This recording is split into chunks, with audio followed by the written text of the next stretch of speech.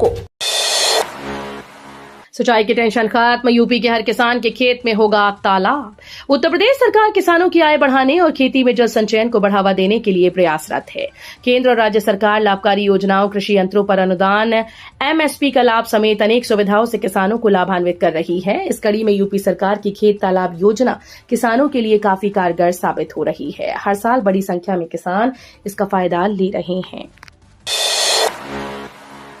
MSP पर पहली बार रबी मक्का की खरीद शुरू, किसानों को मिलेगा 2225 रुपए प्रति क्विंटल का भाव।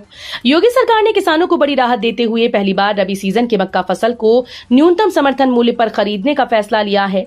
ये खरीद 15 जून से शुरू हो चुकी है और 31 जुलाई 2025 तक चलेगी। सरकार किसानों से 2225 रुपए प्रति क्विंटल की दर से मक्का खरीदेगी। योगी सरकार इस जिले को बना रही इलेक्ट्रिक वाहन निर्माण का हब, ईवी पार्क का होगा निर्माण। यूपी की योगी सरकार कानपुर को इलेक्ट्रिक वाहनों का हब बनाने जा रही है। कानपुर महानगर विकास विजन 2030 के तहत कानपुर को इलेक्ट्रिक वाहन विनिर्माण का प्रमुख केंद्र बनाने की दिशा में महत्वपूर्ण कदम उठाया। उत्तर प्रदेश राज्य औद्योगिक विकास प्राधिकरण कानपुर के भीमसेन के निकट नई dedicated freight corridor corporation corridor के 500 एकड़ क्षेत्र में एक अत्याधुनिक ईवी पार्क की स्थापना की जाएगी। नोएडा वालों के लिए गर्व की खबर, अंतर्राष्ट्रीय स्तर पर चमका नाम। नोएडा के नागरिकों के लिए गर्व की खबर है। ये गर्व की खबर पूरे गौतम बुद्ध नगर जिले के नागरिकों के लिए गर्व करने वाली खबर है। खबर ये है कि नोएडा कमिश्नरी पुलिस का नाम अंतर्राष्ट्रीय मानकों पर स्थापित हो रहा है। अभी तक नोएडा कमिश्नरी पुलिस के 8 थानों को अंतर्राष्ट्रीय मानक पर खरा उतरने का सर्टिफिकेट मिल चुका है। ये सिलसिला आगे बढ़ते हुए जल्दी ही नोएडा कमिश्नरी पुलिस के 2 और थानों को अंतर्राष्ट्रीय मानक का सर्टिफिकेट मिलने वाला है।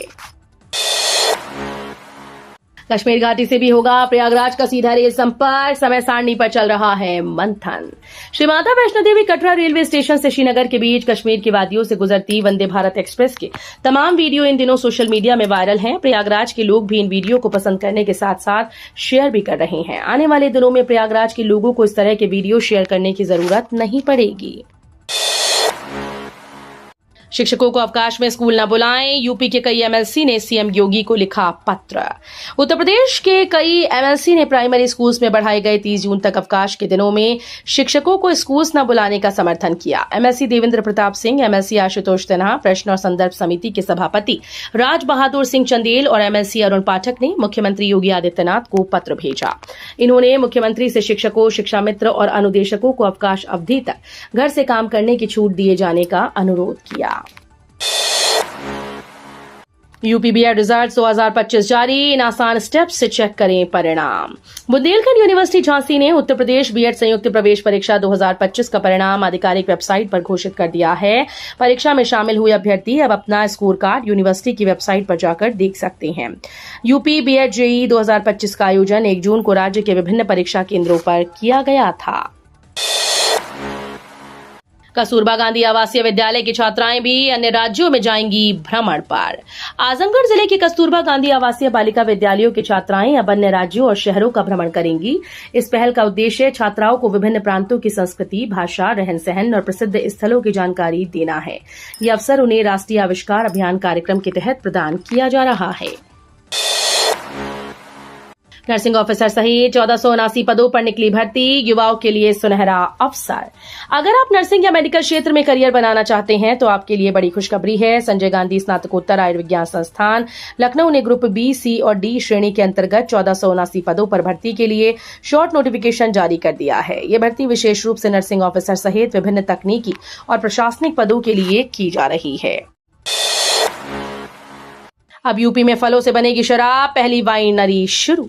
मुख्य सचिव मनोज कुमार सिंह ने रविवार को मलिहाबाद के गांव जल्लाबाद में प्रदेश की पहली winery ambrosia nature living LLP का शुभारंभ किया। इस अवसर पर मुख्य सचिव ने कहा कि ये पहल प्रदेश में फल उत्पादन और उद्यमिता को बढ़ावा देने की दिशा में एक महत्वपूर्ण कदम होगा। पीजी सीट्स के लिए चिकित्सा शिक्षकों का तबादला रुका, डॉक्टर डीपी शिवहरे और डॉक्टर जयवर्धन का प्रमोशन हुआ। जीएसवीएम मेडिकल कॉलेज के त्वचा रोग विभागाध्यक्ष डॉक्टर डीपी शिवहरे और फिजियोलॉजी विभाग के डॉक्टर जयवर्धन सिंह का तबादला रुक गया। दोनों चिकित्सा शिक्षक एसोसिएट प्रोफेसर के पद पर पदोन्नत हुए। चिकित्सा शिक्षकों की कमी को देखते हुए बड़ी पीजी सीट्स के मानक को पूरा करने के लिए इन्हें रोका गया। यूपी में पंचायत चुनाव लड़ने की तैयारी में जुटी कांग्रेस, जिलेवार की जा रही समीक्षा। कांग्रेस संगठन सृजन अभियान के जरिए सिर्फ संगठनात्मक ढांचा ही नहीं दुरुस्त कर रही है, बल्कि पंचायत चुनाव की तैयारी में जुटी है। जोनवार हो रही समीक्षा में हर जिले के जिलाध्यक्ष व शहर अध्यक्ष से संबंधित कार्यकारिणी के एक सदस्य के बारे में जानकारी ली जा रही है। कांग्रेस का मानना है कि पंचायत चुनाव विधानसभा का रिहर्सल है। ये चुनाव पार्टी के सिंबल पर नहीं होता, लेकिन पार्टी के पदाधिकारी पंचायत चुनाव जीतते हैं तो विधानसभा चुनाव के लिए माहौल बनेगा। यूपी में होम स्टे और हेरिटेज प्रॉपर्टी में निवेश पर छूट देगी सरकार। आगरा में राष्ट्रीय जन उद्योग व्यापार संगठन के 2 दिवसीय बिजनेस समिट का समापन रविवार को ताज रोड स्थित होटल में हुआ।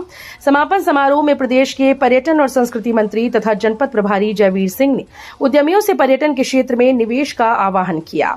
उन्होंने कहा कि 5 कमरों वाले होम स्टे के पंजीकरण पर 25% सब्सिडी दी जा रही है। अब मोबाइल ऐप से मिलेगी छात्रवृत्ति की सुविधा। यूपी के 60 लाख छात्रों को होगा लाभ। अब उत्तर प्रदेश के छात्रों को छात्रवृत्ति के लिए आवेदन करने के लिए लैपटॉप या साइबर कैफे पर निर्भर नहीं रहना होगा। जल्द ही मोबाइल ऐप के माध्यम से छात्र घर बैठे आवेदन कर पाएंगे। इसके लिए नेशनल इन्फॉर्मेटिक्स सेंटर को ऐप विकसित करने की जिम्मेदारी दी गई। सरकार की यह डिजिटल पहल करीब 60 लाख छात्रों के लिए राहत बनकर आएगी। कुंभ में 33 की मौत बताई, आंकड़े 82 के आ गए। अखिलेश यादव ने पूछा, बांटा गया कैश किसका? समाजवादी पार्टी के अध्यक्ष अखिलेश यादव ने कुंभ भगदड़ में मारे गए लोगों को लेकर एक बार फिर से सोमवार को योगी सरकार पर हमला बोला।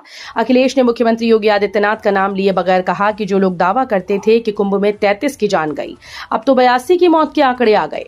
अखिलेश ने कहा कि अब भी सरकार कई चीजें छिपा रही है, अभी भी सच्चाई सबके सामने नहीं आई है। अखिलेश ने सवाल किया है कि सरकार क्या कर रही थी। कहा कि मुआवजा न देना पड़े इसलिए आंकड़े छिपाए गए। अकबरपुर की जगह श्रवणधाम, सीएम योगी ने बदला नाम।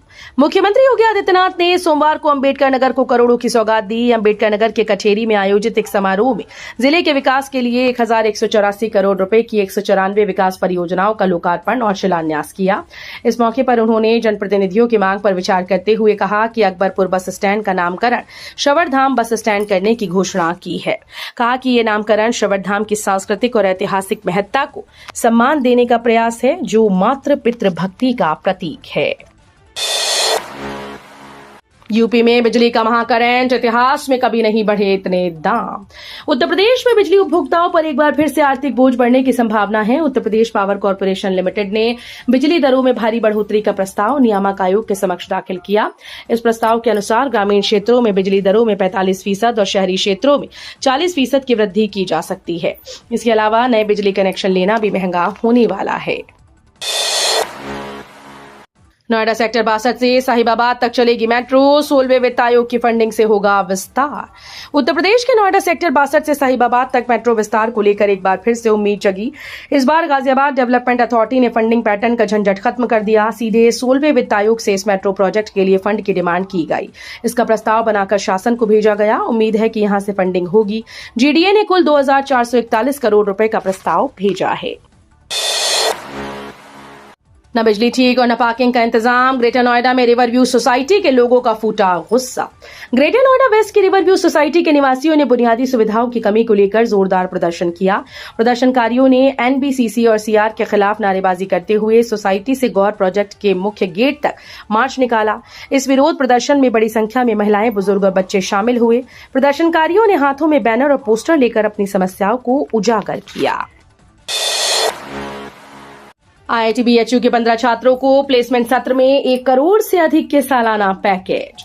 भारतीय प्रौद्योगिकी संस्थान वाराणसी ने 2024-25 प्लेसमेंट सत्र में उल्लेखनीय सफलता प्राप्त की। वैश्विक भर्ती में अनिश्चितताओं के बावजूद अब तक 1373 से अधिक जॉब ऑफर मिल चुके हैं, जिनमें 4 अंतर्राष्ट्रीय ऑफर शामिल हैं। खास बात यह रही कि संस्थान के 15 छात्रों को 1 करोड़ से अधिक के सालाना वेतन पैकेज प्राप्त हुए। बताते चलें कि इसमें सर्वाधिक पैकेज 2.20 करोड़ प्रति वर्ष रहा। यूपी में हमीरपुर ने रचा इतिहास, गेहूं खरीद में बना नंबर 1।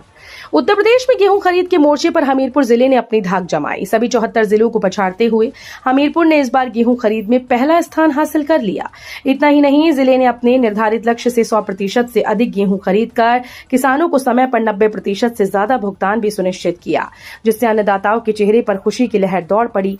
अब खाद्य विपणन विभाग क्रय केंद्रों पर डंप पड़े गेहूं को तेजी से गोदामों तक पहुंचाने में जुट गया है। यूपी में मानसून की दस्तक से पहले होगी राहत की बारिश, 51 जिलों में येलो अलर्ट जारी।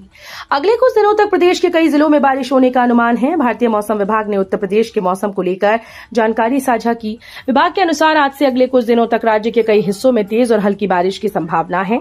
इसके साथ ही 16 जून को यूपी के 51 जिलों के लिए येलो अलर्ट भी जारी कर दिया गया। यूपी के नगर निगमों में चली तबादला एक्सप्रेस, लंबे समय से जमे अफसर इधर से उधर।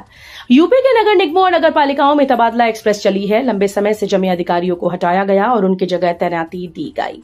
लखनऊ नगर निगम के जोन 8 के जोनल अधिकारी और कर अधीक्षक अजीत राय को भी स्थानांतरित कर दिया गया। उन्हें नगर पालिका परिषद देवरिया का कर अधीक्षक बनाया गया।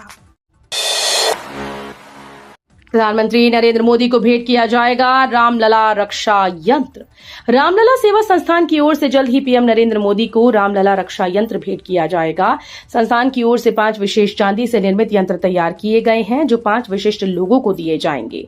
अब तक ये यंत्र सीएम योगी आदित्यनाथ व श्री राम जन्मभूमि तीर्थ क्षेत्र ट्रस्ट के अध्यक्ष महंत नृत्य गोपाल दास, राम मंदिर व सिद्धपीठ हनुमानगढ़ी को समर्पित किया जा चुका है। लखनऊ एयरपोर्ट पर बड़ा हादसा चला। हज यात्रियों से भरे सऊदी अरबिया एयरलाइंस विमान के पहिए से निकली चिंगारी। उत्तर प्रदेश की राजधानी लखनऊ में प्लेन के पहिए में आग लगने की खबर है। लखनऊ अमौसी एयरपोर्ट पर लैंडिंग के बाद टैक्सीवे पर जाते वक्त सऊदी अरबिया एयरलाइंस के विमान के बाएं पहिए से चिंगारी और तेज धुआं उठने लगा। ये विमान जेद्दा से हज यात्रियों को लेकर लौटा था। चिंगारी का पता चलते ही पायलट ने एयर ट्रैफिक कंट्रोलर को सूचना दी।